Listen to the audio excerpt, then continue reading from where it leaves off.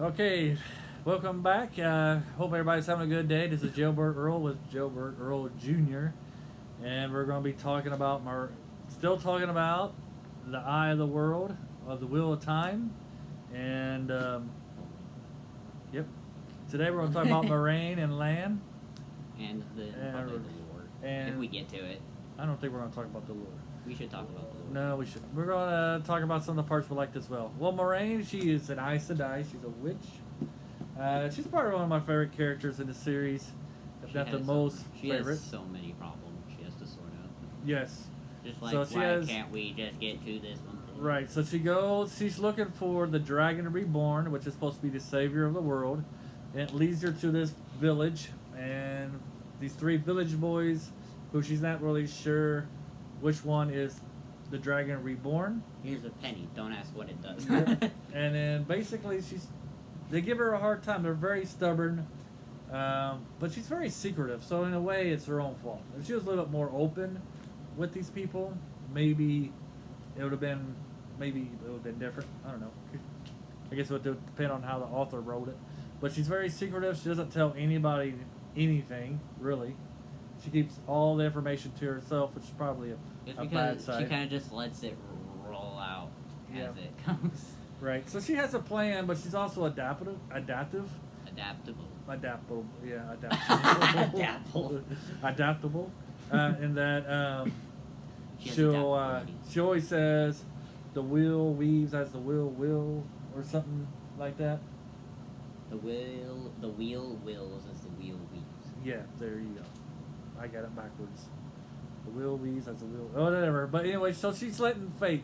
So she has her plan, but if something happens, she lets it happen, and just goes with it. And because she believes that, unless it's one of them dying, then she's just like, nope. Right. So she lets it go because she believes that it's the way that was meant to happen.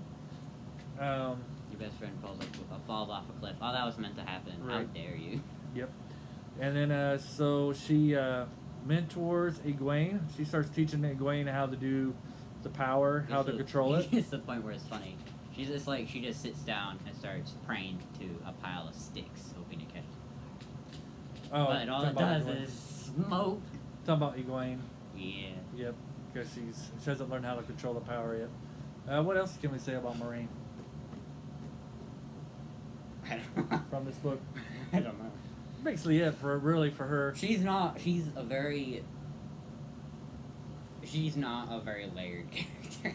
Yeah, she's very outspoken. The way she acts is the way she always acts. Yep, she keeps things to herself, basically. In the end, when it comes to fighting the bad guys, she tries to help, but she's smacked. Yep, she's smacked down by the Forsaken.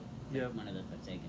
Right. I really would. Another thing that I don't like is that one of the Forsaken was like covered head to toe, and I wanted to know what was under his covering, like not like that, but like he had gloves on, he had a mask on. I just wanted to know what was under his mask, what was under his gloves, because the other guy looked like a raisin, and this guy had just had a mask on, and he died, and so I think it was ever shown. I think he was very burned or something.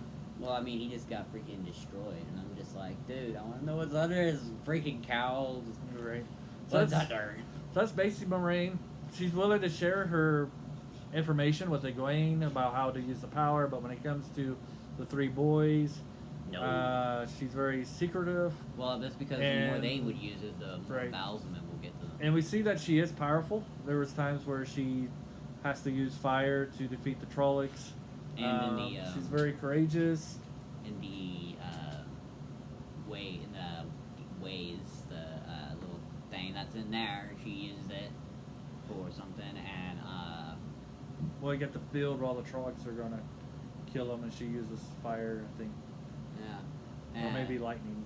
One of those things, and it's just like, but in the ways, it's just like, burn the portal open because the wind is going to disembowel you. Right. So let's talk about LAN. This is the first time I've ever heard of LAN doesn't really say that much. No, he doesn't. But he's an excellent swordsman. LAN is basically Moraine's bodyguard. He's a warder. He's a warder, which is a bodyguard for an Aes Sedai. I didn't really know what that was supposed to be. I'm just like, a warder is just a guy who's really good at his stuff, and he's really good at protecting his Aes Sedai. And then, in one parts where like Matt's like about to hit Moraine with the knife because the dagger is corrupting him, and it's just like he just goes and he stops him, and he's on the other side of the room, and I'm just like, what? Mhm. So yeah, that was another definite question I was gonna ask my dad, and I did, and he answered, and now I know. Yeah. So LAN is very, very capable. He hides, and then He shows his. describes him as an onion. You think you know him, and he's just like, nope. Nope. Yep. He's very cold. He has a very cold appearance, But he's and except when it comes to Nynaeve, yes. he starts to they start to share feelings for each other. So it's starting of a budding of a romance, and Which as we is go going on to the other books, we'll nowhere. find out. Yeah, so we're going to the other books. We'll find out if anything comes of it.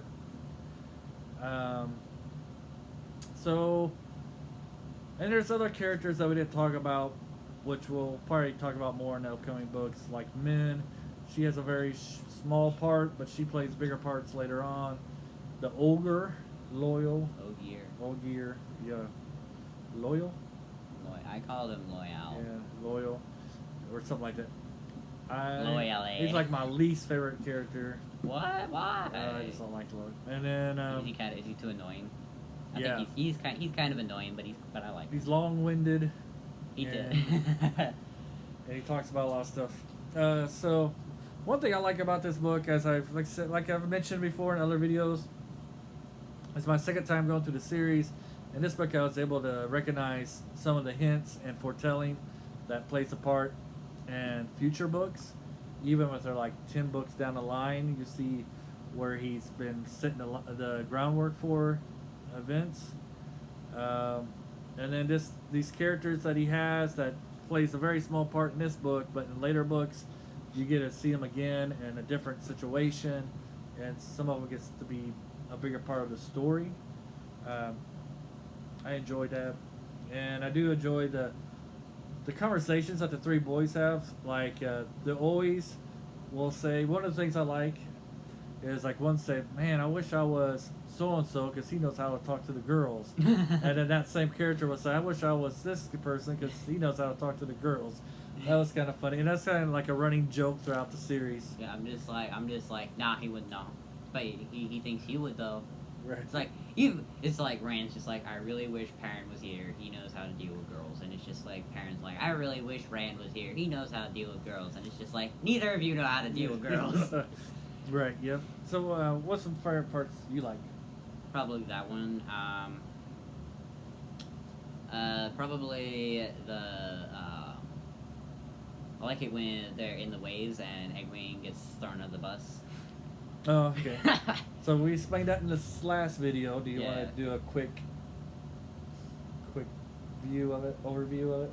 You can if you want. Okay, so there's a part in the story what we already talked about if you've seen our other videos. So they get separated. While they're separated, Egwene is with Perrin, and they run into this group of travelers, and there's this handsome guy who... the big flirt of the yeah, he's a big flirt, and he starts talking to Egwene, and they dance, and she's always smiling and blushing while she's around him. And then and then Rand, he gets separated, and he's with Matt, and they run into like three other girls. Yeah, a farm. Well, you got men, but there's like men was what's there all. But then you have like another girl who like blushes and smiles. Yeah, it's really into while him, and he's like, playing the flute. Yeah, and he's just like couldn't be less interested. Right. And so when they get back together, they're in this area. No, they have one more.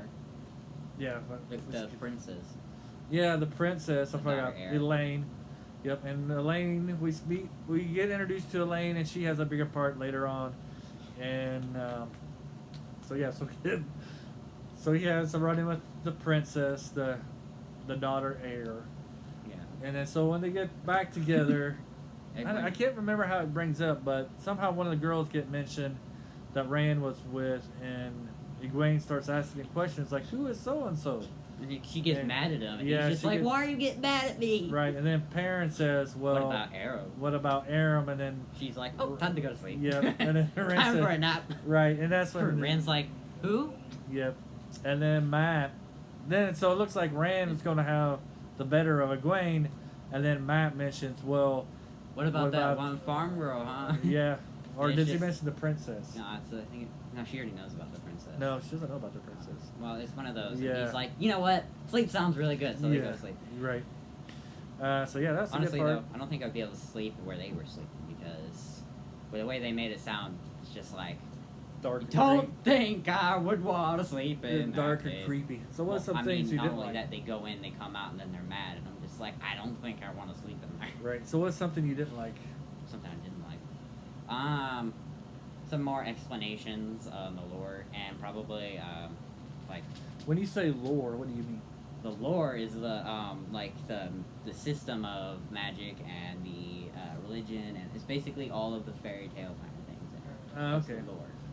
Well, they just touch upon it in this book, but each book goes to more detail, and to finally you get the whole picture.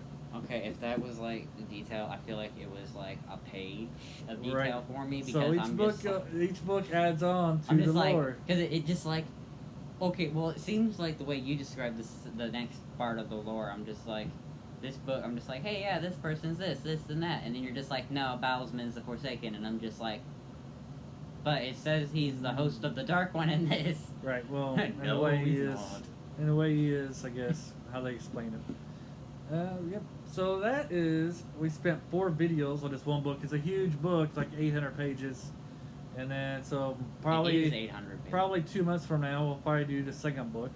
I hope before then we get to do the first Wings of Fire book. Though. Well, we'll be We doing should that be able to shortly. do Yeah. Wings of Fire isn't as long as these books. I know. And the way you read, I might be doing the next Wheel of Time book by myself.